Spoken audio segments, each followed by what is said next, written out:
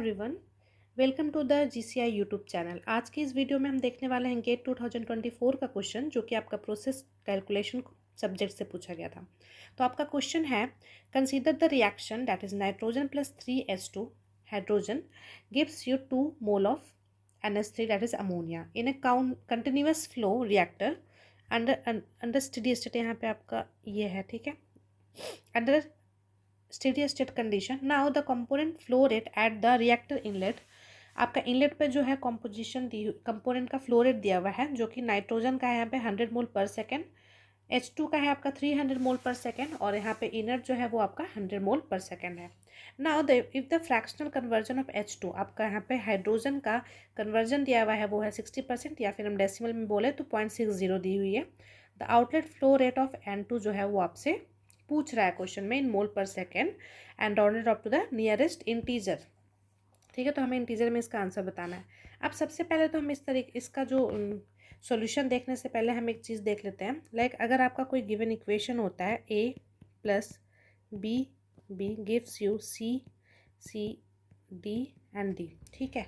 अगर आपका और कन्वर्जन जो है वो आपका a का दिया हुआ है, तो हम फाइनल मोल कैसे लिखते हैं, Na equal to Na not into 1 minus x a, right.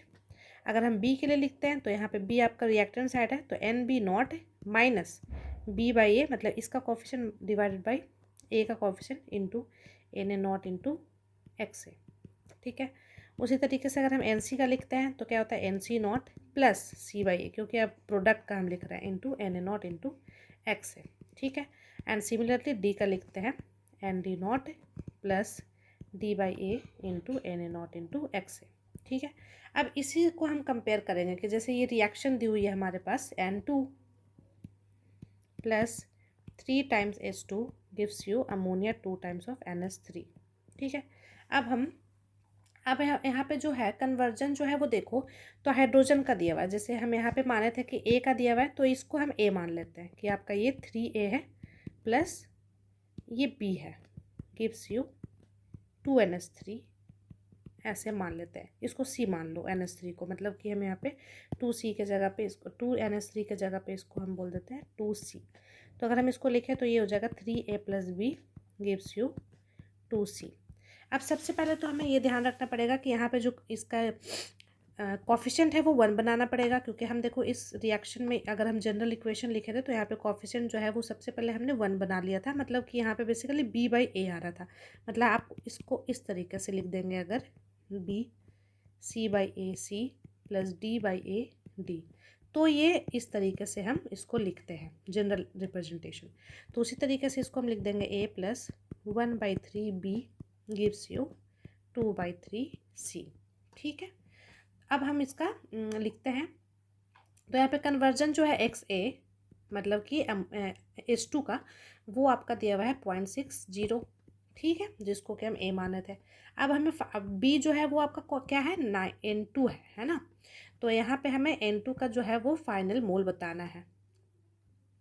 तो अगर हम N2 लिखेंगे, मतलब B लिखेंगे अगर हम NB, तो ये क्या होना चाहिए इसके अकॉर्डिंग, NB नॉट, ठीक है, माइनस का 1/3, क्योंकि इसका कॉफिशिएंट मतलब 1/3, और into Na not into x है, ठीक है, ये होना चाहिए।